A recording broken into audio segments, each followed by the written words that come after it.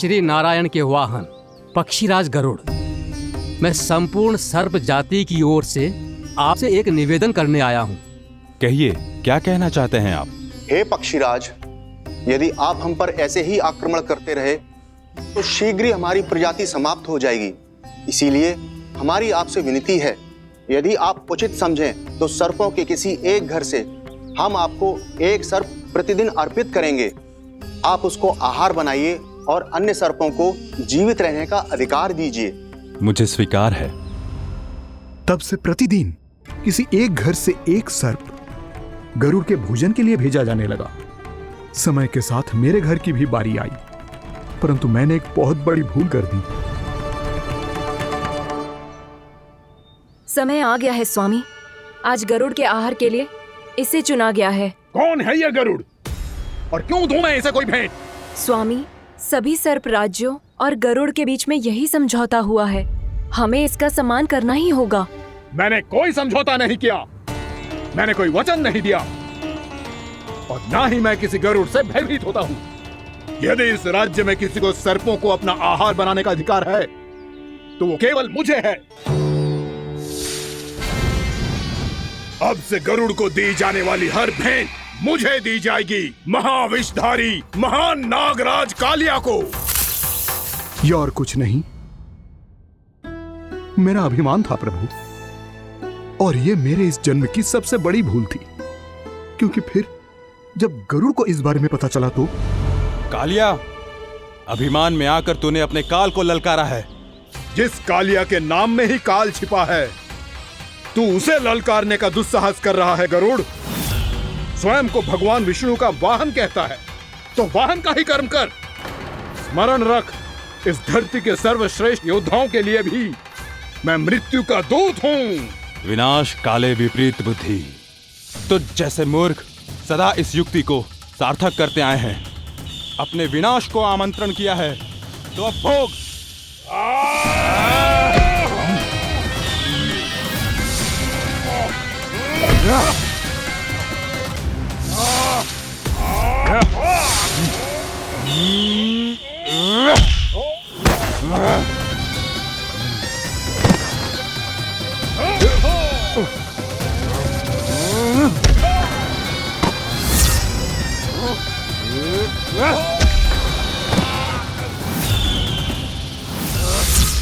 जिसने मेरा भोजन चुराने की धृष्टता की है वो इसी योग्य है। तू मुझे जानता नहीं है गरुड़, मैं महाविषधारी नाग कालिया हूँ। तेरा इतना दुस्साहस कि तूने मुझ पर चरण से प्रहार किया। वाह!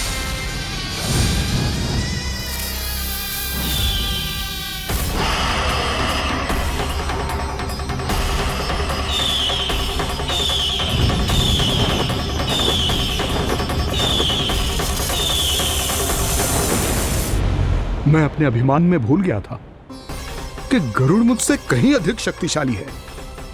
इसलिए अपने प्राणों की रक्षा करने के लिए मैं एक स्थान से दूसरे स्थान भागने लगा। नदियां, पर्वत, यहां तक कि मैंने सागर भी लांघ डाला, पर मैं जहां भी जाता गरुड़ के रूप में मेरा काल वहीं आ जाता। इसीलिए मृत्यु की आशंका से भयभीत होकर मैं अपने बड़े भाई मां कद्रु के प्रथम पुत्र अनंत शेषनाग से राय लेने चला गया। भैया, मैं यहां आपसे आपकी सहायता लेने आया हूं। मेरी एक छोटी सी भूल के कारण यह गरुड़ मेरा पीछा कर रहा है। मुझे हर समय हर स्थान पे ढूंढते रहता है। यदि उसने मुझे ढूंढ लिया तो वो निश्चित ही मेरे प्राण ले लेगा। मुझे कोई ऐसा स्थान बताइए जहां मैं अपनी पत्नी और अपने संतानों के साथ शांति से रह सकूं। तुम यमुना नदी के किनारे वृंदावन क्षेत्र में जाके वास करो कालिया। गरुड़ वहां प्रवेश नहीं कर सकता क्योंकि उसे ऋषि सोबरी का श्राप मिला हुआ है।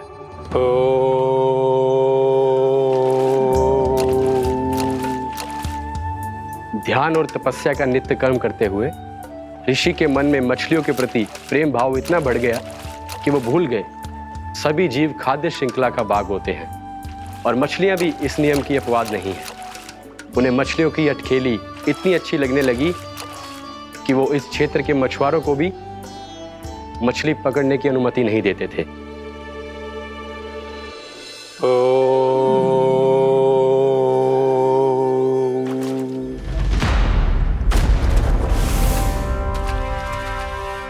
उस दिन वो उस पक्षी को नहीं रोक पाए, पर तब से सावधान रहने लगे। यहां तक कि अपने साधना से भी अधिक ध्यान वो पक्षियों पर केंद्रित करने लगे। ठहरो!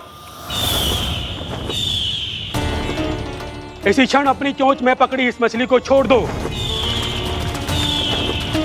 तुम्हें इन मछलियों का आहार नहीं करना चाहिए पक्षीराज। ये तो खाद्य श्रृंखला का नियम है ऋषिवर। यदि मैं इनका आहार नहीं करूंगा तो कोई और पक्षी कर लेगा। मैं अपने आनंद या प्रतिशोध के लिए इनके प्राण नहीं ले रहा। ये तो बस मेरा भोजन है। पर यह मेरा तपस्या स्थल है। तुम यहाँ शिकार करके मेरी साधना में विघ्न नहीं डाल सकते पक्षीराज। यदि आपकी यही इच्छा है तो मैं आज के बाद यहाँ नहीं आऊंगा।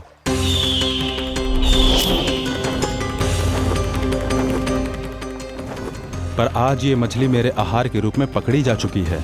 मैं वचन देता हूँ ऋषिवर, इस स्थान पर ये मेरा अंतिम शिकार होगा।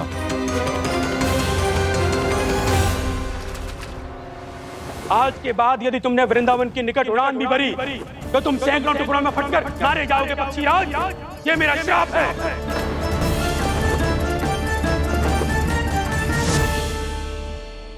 और इसीलिए भैया शेषनाग के सुझाव के अनुसार मैं यहां आ गया। पर अब यदि मैं कहीं और जाऊंगा तो मेरे प्राण नहीं बचेंगे प्रभु। डिस्टेंट रहो कालिया। अब से गरुड़ तुम्हें कोई हानि नहीं पहुंचाएगा। अब तुम्हारे फनों पर मेरी पक्षिन बन गए कालिया। इसीलिए अब से तुम्हें गरुड़ से कोई भय नहीं होगा। निश्चिंत होकर अपने परिवार के साथ गहरे समुद्र में चले जाओ और सुख से शांति से निवास करो। पर ध्यान रहे निर्दोष जीवों को हानि ना पहुंचे। आपने मुझे जीवन दान दे दिया प्रभु। इस उपकार से मैं कृतज्ञ हूँ प्रभु। आदेश दीजिए, मैं आपकी सेवा कैसे करूं? तुम्हारे जल क्षेत्र से 1 कोटि कमल पुष्पों को लेने की अनुमति दे दो कालिया। यही मेरी सेवा होगी। प्रभु, ये तो मेरा सौभाग्य होगा।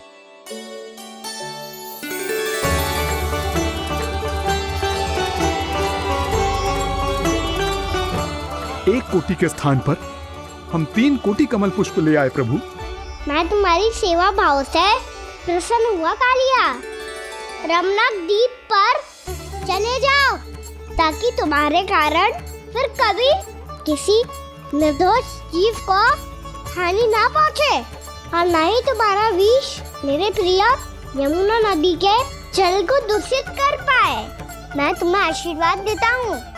आज यहाँ मेरे द्वारा तुम्हें दिए गए इस आदेश का स्मरण जो भी भक्त करेगा और प्रातः काल और संध्या काल में इसका उच्चारण करेगा, उसे फिर कभी किसी संकट से कोई भय नहीं होगा। ये स्थान अब से काला कुंड के नाम से जाना जाएगा। यहाँ पर स्नान करने वाला और देवताओं को इस क्षेत्र से जल का अर्घ्य देकर प्रसन्न करने वाला भक्त यदि मेरा स्मरण करके पास रखेगा तो वो अपने सभी पापों से शीघ्र ही मुक्त हो जाएगा।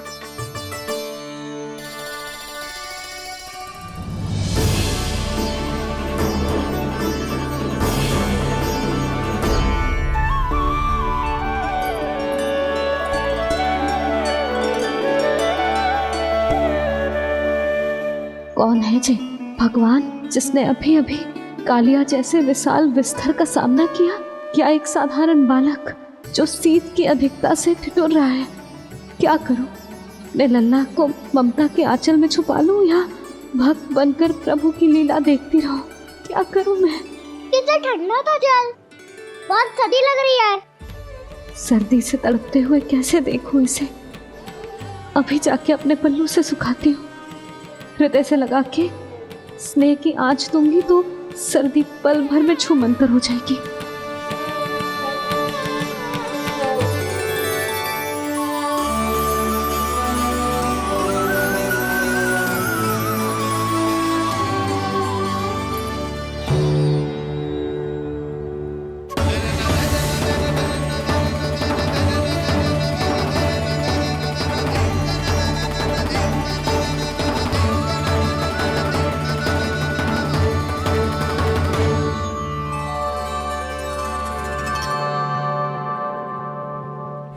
मेरी आवश्यकता ना है इसे। ये तो सच्ची में भगवान ही है, जिसकी ठंड दूर करने के लिए स्वयं द्वादश आदित्य प्रकट हो गए।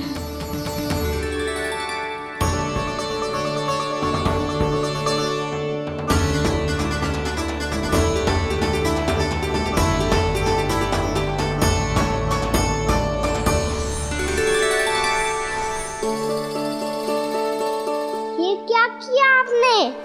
मैया मुझे अपने हृदय से लगाने वाली थी कि आप सब प्रकट हो गए। क्षमा कीजिए प्रभु, पर आपको भीगा हुआ देखकर, ठंड से ठिठुरता हुआ देखकर हमसे रहा नहीं गया। हम अपने वश में नहीं थे प्रभु। भक्ति से भावुक होकर हम प्रकट होने पर विवश हो गए थे। हमारी किरणें जैसे स्वयं ही फूट पड़ी और दौड़ पड़ी आपको सुखाने के लिए। मैं आपका प्रेम, आपकी भक्ति समझता हूं आदित्यगण, और इसीलिए इस समय मैं जहां खड़ा हूं, इस स्थान को द्वादश आदित्य टीला के नाम से जाना जाएगा। द्वादश आदित्य टीला के नाम से जाना जाएगा। द्वादश आदित्य टीला के नाम से जाना जाएगा। हम धन्य हो गए प्रभु। और कहाँ जा रहा है? जो गड़बड़ किया है उसे सुधारिए तो सही। प्रभु आज्ञा दीजिए। अपना दाब इतना अधिक बढ़ा दीजिए कि मुझे स्वेद आने लगे, ताकि मैया मुझे स्वेद में लीला देख के और भूल जाए कि मैं ही भगवान हूँ, और मैया मुझे अपनी गोद में उठा के ले जाए।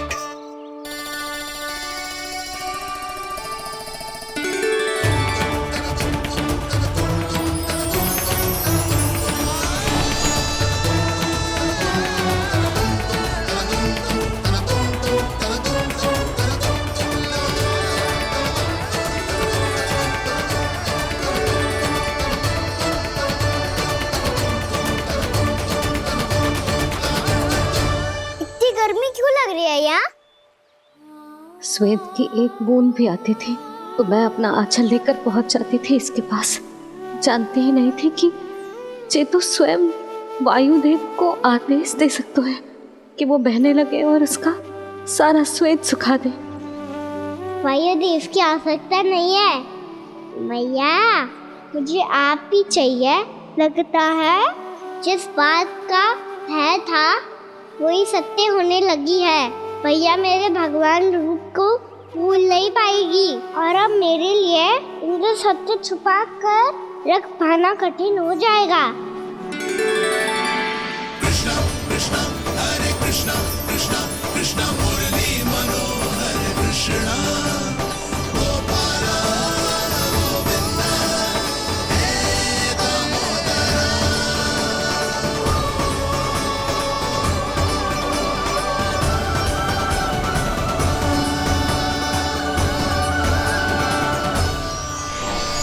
प्रभु, आपके श्वेत से बने इस प्रसंगदान सरोवर का प्रणाम स्वीकार कीजिए।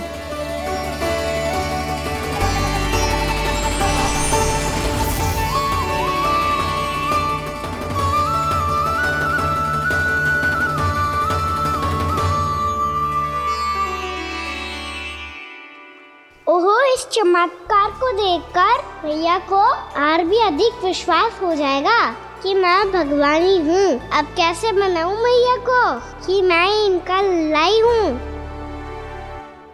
बाबा है ना, अब तो यही सहायता करेंगे।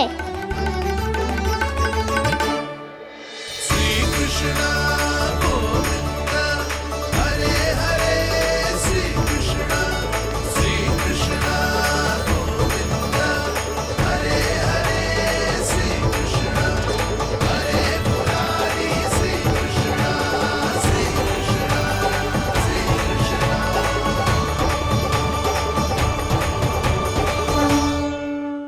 बाबा एक कोटी ना, मैंने तो 3 कोटी कमल पुष्पों का प्रबंध कर दिया है और चिंता करने की आवश्यकता ना है। 1 कोटी कमल के स्थान पर 3 कोटी कमल पुष्प मिल गए हैं। हाँ कान्हा, मैं उचित संदेश के साथ जिस सारे पुष्प उस कंस के पास भिजवाता हूँ।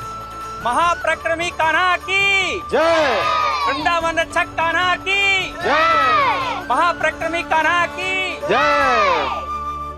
भानु जी नंदराज। बाकी गांव वालों को लेकर ये सारे पुष्प इकट्ठा करो और कंस के दरबार में पहुंचाओ।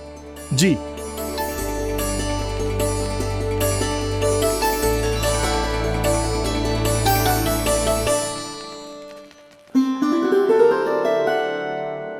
मैया।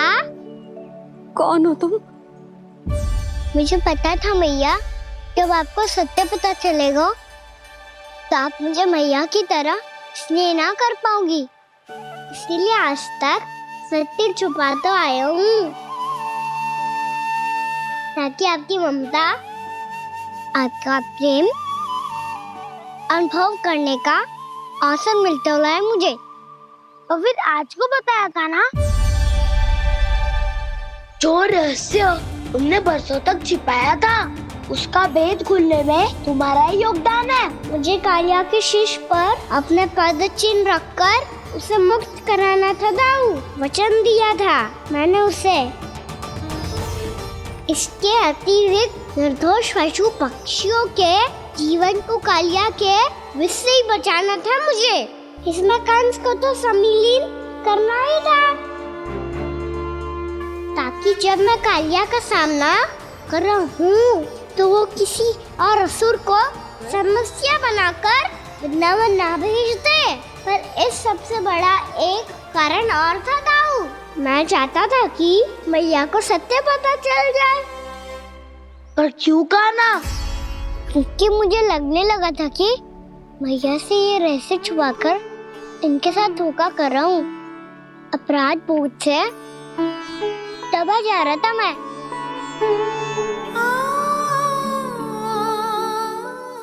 जो सत्य आपको, बाबा को, सभी को पता है, यहाँ तक कि मेरे सखा भी जानते हैं,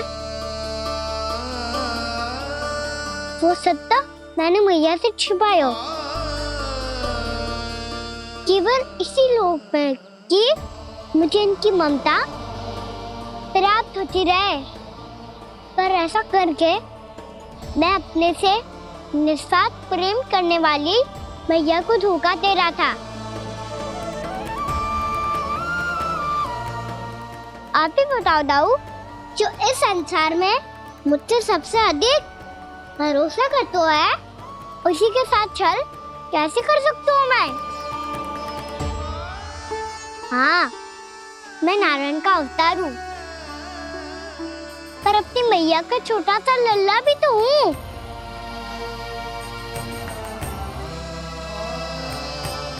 इसीलिए तो यमुना जी में छलांग लगाने का एक कारण इस गेंद को लेने जाना भी था। ने स्नेह से बनाई थी मैया ने गेंद, इसे अपने से दूर कैसे होने देता मैं? आपको आभास भी ना है मैया कि आप मेरे लिए कितने महत्वपूर्ण हो। ये सत्य है कि सभी देवता, प्रकृति, भक्त, ये सब है मेरा ध्यान रखने के लिए, मेरी सेवा करने के लिए। पर क्या इनमें से कोई भी मेरी मैया का स्थान ले सकता है? और आप भी तो यही चाहती थी कि मैं आपका लल्ला बन के आऊं, कि मैं आपका लल्ला बन के आऊं, कि मैं आपका लल्ला बन के आऊं। आज जैसे आपने मुझे अपनी गोद में लिटा रखा है, क्या कुछ ऐसा नहीं हो सकता कि शीघ्र ही मुझे आपको अपनी गोद में खिलाने का अवसर मिल जाए? मैया, नारायण का अवतार होना क्या इतनी बड़ी समस्या है कि आप हृदय से भी राह लगा सकते? मैया,